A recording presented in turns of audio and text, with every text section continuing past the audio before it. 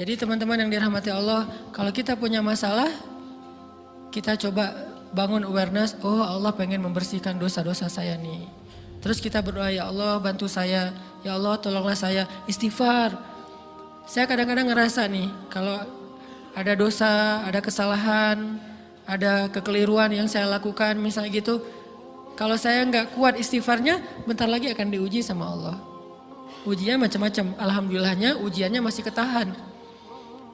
Pasti diuji sama Allah. Kalau istighfarnya nggak kuat, taubatnya tuh nggak kuat, langsung diuji sama Allah. Dan saya langsung sadar, oh benar berarti yang tadi ini lagi dihapus sama Allah nih. Perkencang lagi, perkuat lagi istighfar. Kenapa? Karena kalau istighfar kita kuat, berarti kan dosa kita dihapus dengan istighfar ya. Otomatis ujian kita durasinya berkurang. Makin kuat istighfar, makin berkurang. Kalau istighfarnya udah mantap, udah selesai, Allah cabut tuh ujian kita. Diganti dengan kebaikan. Jadi teman-teman, kita coba sadari, oh kalau Allah menguji saya, emang saya banyak dosa. Sebelum kita mencari kambing hitam, nyalah-nyalahin orang lain, sebelum kita marah kepada orang lain, kadang wajar kita marah kepada orang lain gara-gara ucapannya, komennya, teks dari dia, wajar.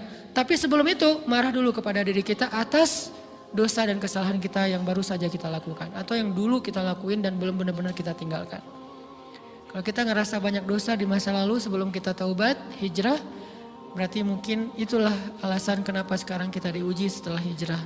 Kenapa agak-agak harus jungkir balik setelah kita hijrah. Kenapa harus sedikit berdarah-darah setelah kita hijrah. Anggap aja itu untuk mengkifarat, membersihkan dosa-dosa kita yang telah lalu. Supaya apa? Supaya kalau kita pulang kepada Allah, kita pulang dalam keadaan bersih. Dan itu pasti akan menjadi orang yang paling beruntung.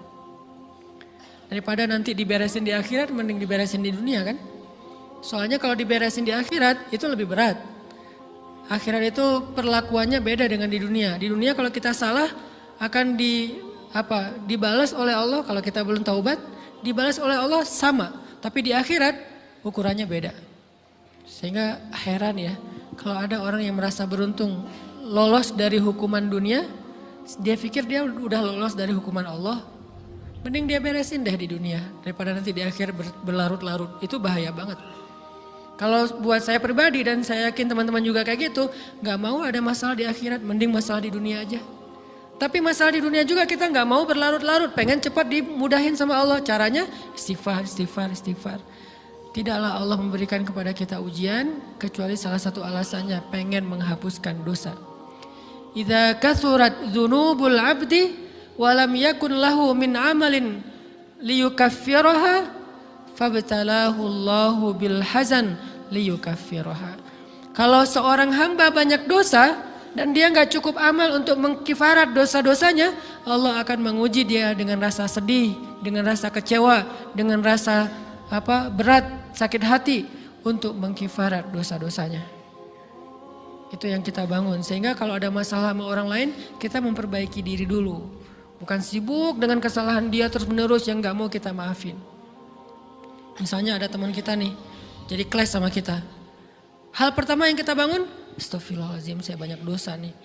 Tapi kan yang salah dia, ya tapi mungkin dia gak akan mengatakan kalimat itu, gak akan bersikap kayak gitu kalau kita gak punya dosa. Allah sengaja mengutus dia untuk menguji kita lewat kata-katanya, lewat perilakunya, karena kita punya dosa. Jadi penyebab pertama diuji itu bukan teman kita yang salah, itu penyebab kedua. Memang dia salah dan itu harus kita akui, realistis lah. Dia salah, dia nggak pas, dia nggak bijak, dia apa. Oke, tapi yang mentakdirkan dia salah kepada kita, Allah Subhanahu Wa Taala. Kenapa Allah takdirkan gitu? Karena kita masih punya banyak dosa. Allah kirim kita ujian, bisa manusia, bisa alam, bisa dalam diri kita sendiri. Itu semuanya adalah cara Allah untuk menguji kita dan membersihkan dosa-dosa kita. Ini yang kita bangun pertama. Yang kedua, kata Nabi di dalam hadis Bukhari, "May yuridillahu bihi khairan." Yang terkenal kan yufaqihu fiddin, itu yang terkenal. Ternyata ada dua modelnya. Ada may yuridillahu bihi khairan yufaqihu fiddin. Siapa yang Allah pengen kasih dia kebaikan agama, kebaikan, Allah akan buat dia mengerti halal dan haram. itu berarti Allah sayang sama dia. Ini satu model hadis. Ada model yang kedua, mirip redaksinya. May yuridillahu bihi khairan yusib min. Hadis Bukhari. Siapa yang Allah pengen ngasih dia kebaikan, Allah uji. Hah? Kok gitu caranya? Ternyata kayak gitu rahasianya. May yuridillahu bihi khairan, may yuridillahu bihi khairan. Siapa yang Allah pengen ngasih dia kebaikan, Allah kasih dia musibah atau ujian. Kenapa bisa seperti itu Ustaz? Fa inna ma'al usri yusra, inna ma'al usri yusra. Seolah-olah Allah bilang di dalam ayat itu, kalau kalian mau dapat kemudahan, biasanya lewatnya kesusahan dulu. Kalau kalian pengen dapat keberuntungan, biasanya dapatnya kerugian dulu. Tapi keberuntungan dan kerugiannya pasti gak sebanding. Keberuntungannya jauh lebih besar daripada kerugiannya. Kerugian itu kayak modal doang, DP. Jadi kalau kita mau dapat kejutan dari Allah, Allah kasih kita DP. DP-nya apa? Ujian. DP-nya musibah. DP-nya rasa gak nyaman. Itu DP tuh. DP terhadap apa?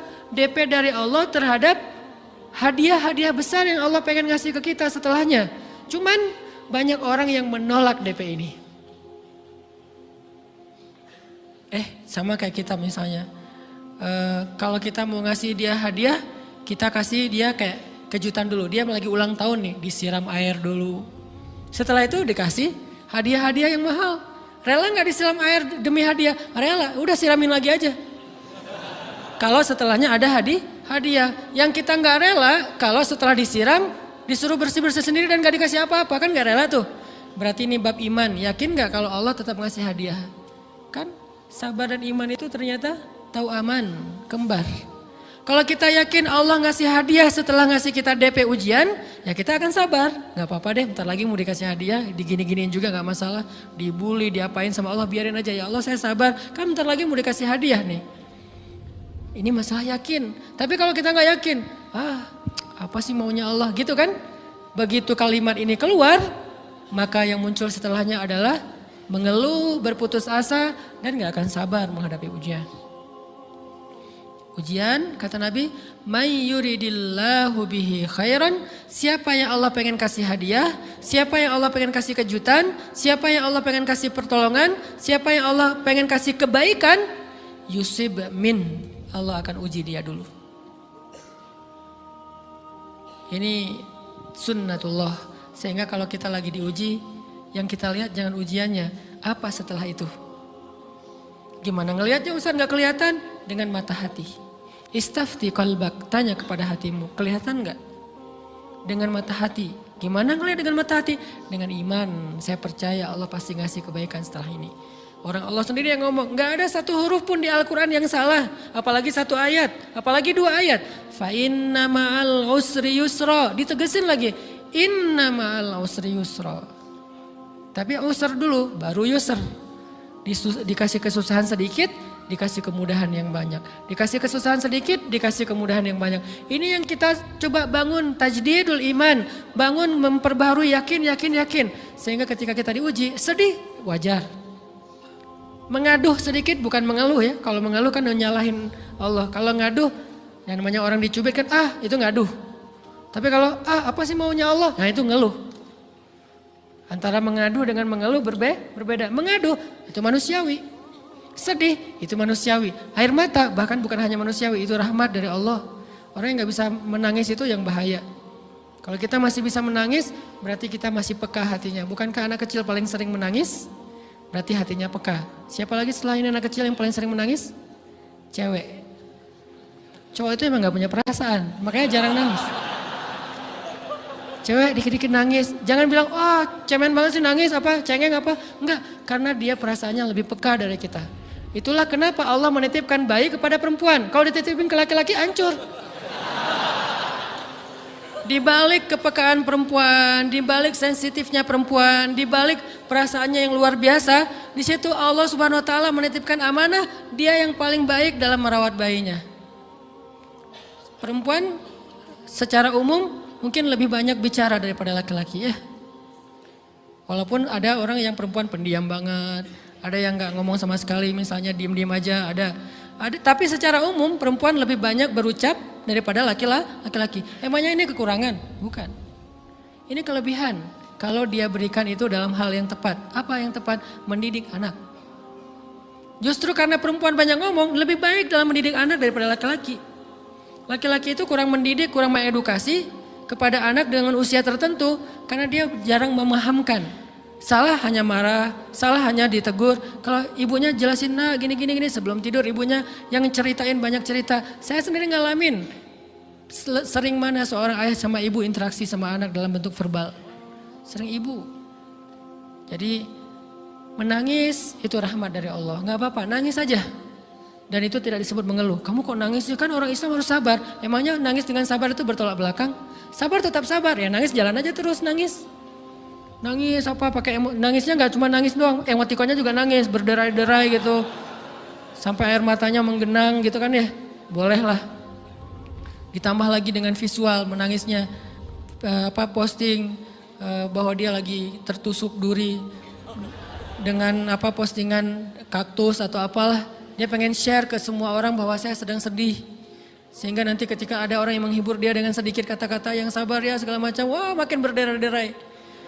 Itu belum jadi, kecuali dia keluarkan kata-kata mengeluh, baru dia disebut orang yang banyak mengeluh, berputus asa. Kalau mengaduh wajar, walaupun ada nabi udah diuji berat gak mau mengaduh, apalagi ngeluh. Zakaria digergaji mengadu aja enggak. Kenapa? Karena kata malaikat kalau kamu mengaduh sedikit aja, maka Allah Subhanahu wa taala akan menghancurkan kaum ini. Dia kasihan kepada kaumnya enggak mau mengaduh. Satu-satunya orang yang kita tidak boleh mengadu hanya orang tua. Atau itu mengeluh kalau untuk orang tua. Kalau yang lain enggak disebut mengeluh. Kalau ke teman, malas enggak apa-apa. Jangan sering-sering tapi. Apaan sih? Ke teman boleh. Tapi ke orang tua, saja itu bukan lagi mengadu, itu sudah mengeluh. Khusus untuk orang tua. Kalau di antara manusia. Kalau kepada Allah dan Rasul, pastinya lebih dari itu. Ketika kita diam saja, tidak langsung beranjak sami'na wa ata'na labbaik ya rabbi wa sa'daik, enggak memenuhi panggilan Allah, itu sudah disebut bagian dari kufur ingkar. Tapi minimal kita mungkin masih mengaduh, kita masih menangis, kita masih lelah, kita masih merasa lemah, setidaknya kita tidak mengeluh. Kenapa? Kita percaya Allah kalau mau ngasih hadiah kepada hambanya, DP-nya itu ujian. Dan yakinlah hadiahnya minimal 10 kali lipat lebih baik daripada ujian itu. Minimal, karena gak ada amal soleh yang dibalas di bawah 10 kali lipat tuh gak ada. Amal soleh, amal ya bukan niat. Amal yang udah kita kerjakan minimal dibalas 10 kali lipat. Minimal, maksimalnya bighairi hisab, tanpa batas. Bighairi hisab, tanpa batas. Ada yang 700 kali lipat kayak sedekah. Tapi tetap aja ayat sedekah di akhirnya ujung-ujungnya apa? Bighairi hisab juga kan? Berarti sedekah itu minimal dibalas 700 kali lipat. Minimal. Kalau kita yakin. Selalu syaratnya kalau kita yakin. Dan